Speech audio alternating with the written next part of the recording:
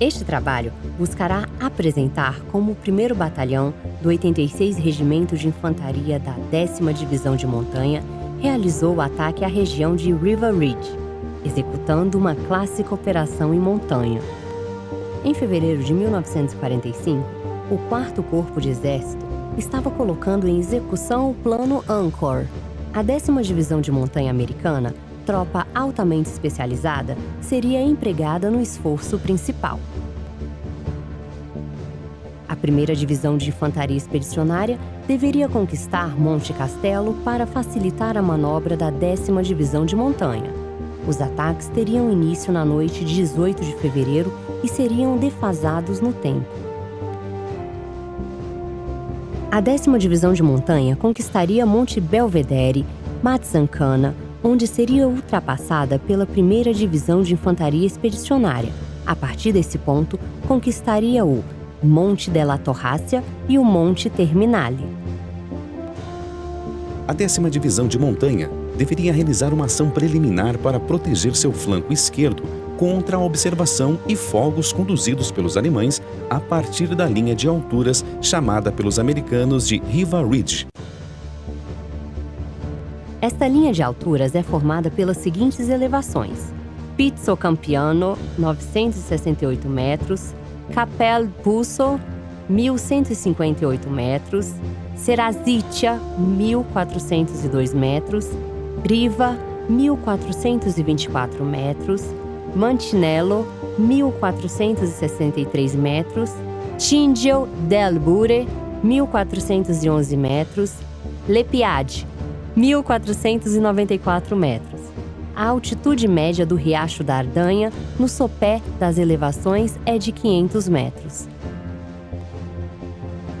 Os alemães controlavam toda a parte alta das elevações, mantendo excelentes postos de observação, que permitiam conduzir com eficiência fogos de artilharia e morteiros sobre toda a região de Belvedere.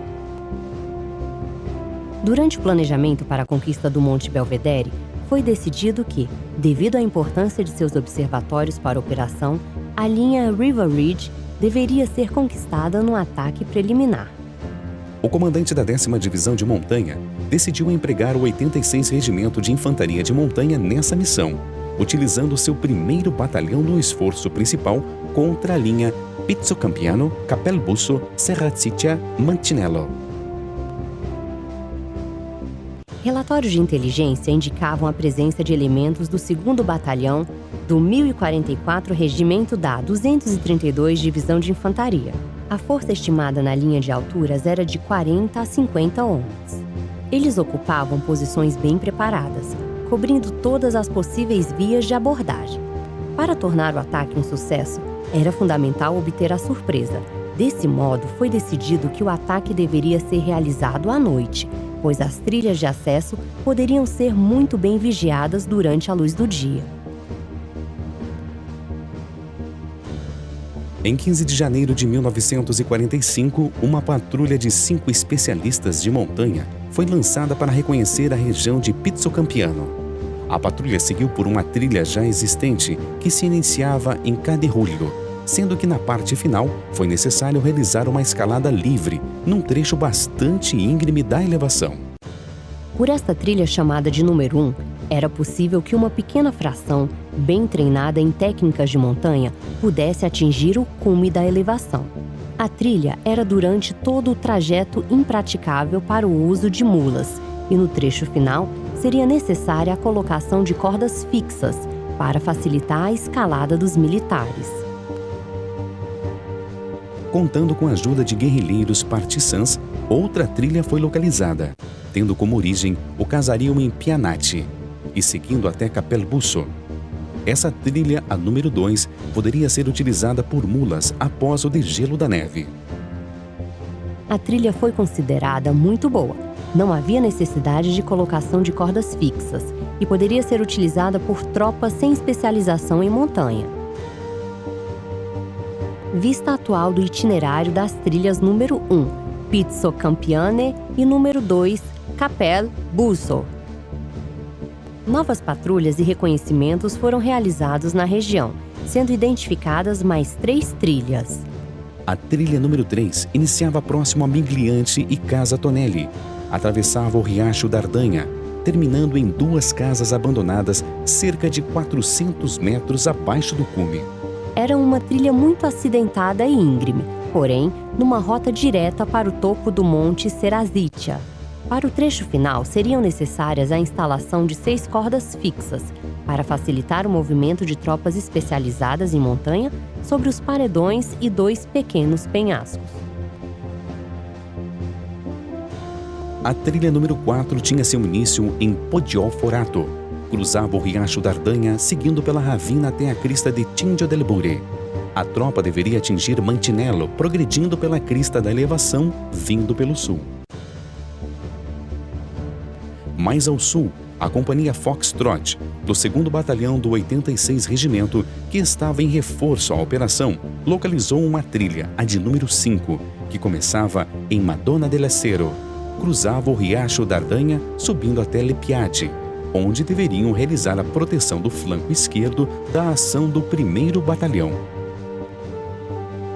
As companhias foram organizadas em forças de ataque. Cada uma selecionou um pelotão de assalto. Esse pelotão seria precedido por uma equipe de guias de cordada de 3 a 4 militares, que deveriam selecionar a rota e instalar as cordas fixas para facilitar a subida. Quando perto do topo, o pelotão de assalto ultrapassaria a equipe de escaladores e atacaria as posições alemãs. Como resultado dos reconhecimentos realizados, foi estabelecido o seguinte planejamento para a conquista da linha de alturas. Um pelotão da Companhia Alfa, acrescido de 2 grupos de padioleiros e um observador avançado, utilizaria a trilha número 1, tendo como objetivo Pizzo Campiano. A Companhia Bravo, reforçada por um pelotão de metralhadoras e 2 seções de morteiros 81 mm, acrescido de 2 grupos de padioleiros e um observador avançado, utilizaria a trilha número 2, tendo como objetivo Capelbusso. A Companhia Charlie, reforçada por um pelotão de metralhadoras e uma seção de morteiros 81 mm, acrescido de 3 grupos de padioleiros, um observador avançado e um grupo de sapadores para auxiliar a travessia do Riacho d'Ardanha, utilizaria a trilha número 3, tendo como objetivo inicial Serrazitia. E depois de ser substituída pela Companhia Alfa menos um pelotão, deveria conquistar a Ridge X-Ray, que era uma excelente rota de contra-ataque pelos alemães. A Companhia Alfa menos um pelotão, acrescida de 2 grupos de padioleiros, um observador avançado e um grupo de sapadores para auxiliar a travessia do Riacho d'Ardanha, utilizaria a trilha número 4, tendo como objetivo inicial Mantinello, que deveria ser mantido com um pelotão e depois deveria substituir a Companhia Charlie em Serrazitia. A Companhia Foxtrot do 2º Batalhão, reforçada por um pelotão de metralhadoras e uma seção de morteiros 81 mm, acrescido de 2 grupos de padioleiros, utilizaria a trilha número 5, tendo como objetivo Lepiate.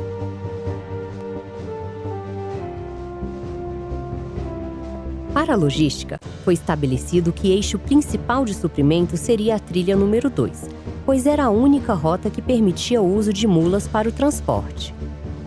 Nas demais trilhas, todo o suprimento, inclusive munição, só poderiam ser transportados a braço. Para o dia D+2, estava prevista a instalação de um teleférico ligando um platô existente na metade do caminho da trilha número 2 até a região de Cadigiulio, do outro lado do Riacho d'Ardanha. Este teleférico provou ser inestimável para suprimento e evacuação. Vista atual do local da instalação do teleférico. O ataque teve início às 19h30 na noite de 18 para 19 de fevereiro. A surpresa foi completa. Os alemães não consideravam a possibilidade de que forças de maior efetivo do que uma pequena patrulha pudessem subir pelas encostas das elevações à noite. Os defensores buscavam abrigar-se em casas da região para passar as noites frias do inverno europeu, deixando as posições desocupadas durante a noite. Nenhum tiro foi disparado pelas forças atacantes. Por volta das 3 horas da manhã, os objetivos da Companhia Bravo, Charlie, Alfa Menos e Foxtrot foram conquistados sem baixas. Devido às dificuldades de escalada no trecho final da trilha número 1, somente às 5 horas e 45 minutos, o pelotão da Companhia Alfa informou haver atingido seu objetivo em Pizzocampiano. Os alemães foram completamente surpreendidos na posição, sendo 3 feitos prisioneiros e 4 mortos. Ao amanhecer, um nevoeiro muito forte se instalou em toda a linha de crista das elevações. Por volta de 12 horas, após o nevoeiro dissipar-se, a Companhia Alfa em Mantinello engajou uma patrulha inimiga de 12 homens, que se aproximou a cerca de 200 metros das posições das metralhadoras.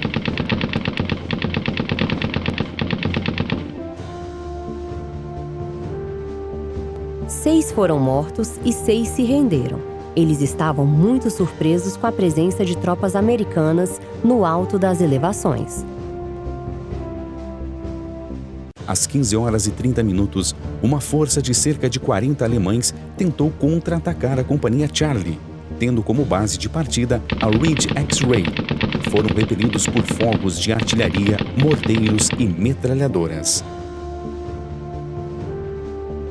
Às 19 horas e 25 minutos, ao deslocar-se entre as posições de Capelpusso e Pizzocampiano para a instalação de metralhadoras .50, uma fração americana foi atingida por disparos de metralhadoras de uma patrulha alemã que havia se infiltrado entre as posições americanas.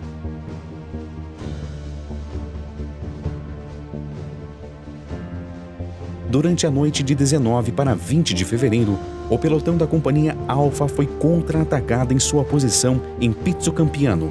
Como os americanos ocupavam os abrigos construídos pelos alemães e estes eram muito resistentes, o observador avançado da artilharia solicitou fogo sobre a própria posição, repelindo o contra-ataque sem sofrer baixas. Como resultado da ação daquela noite, foram encontrados 26 inimigos mortos em torno dessa posição. De 19 a 23 de fevereiro, quando foi substituído, a posição de Pizzocampiano sofreu 6 contra-ataques, repelindo todos os atacantes. Às 13 horas e 10 minutos de 20 de fevereiro, o plano para tomar a Ridge X-Ray foi executado. A Companhia Charlie atacou apoiada por fogos de artilharia, morteiro 81mm e metralhadoras .50 da Companhia Bravo em Capelbusso. Às 11 horas e 45 minutos de 20 de fevereiro, a Companhia Foxtrot foi liberada de sua missão de proteção de flanco, sendo revertida ao seu comando original. A Companhia Alfa manteve um pelotão em Mantinello para segurança. Contra-ataques continuaram ao longo dos dias 20, 21 e 22 de fevereiro. Eles variavam de valor de uma patrulha de 10 homens até uma companhia de 70 a 80 homens. Em nenhum momento eles penetraram nas posições.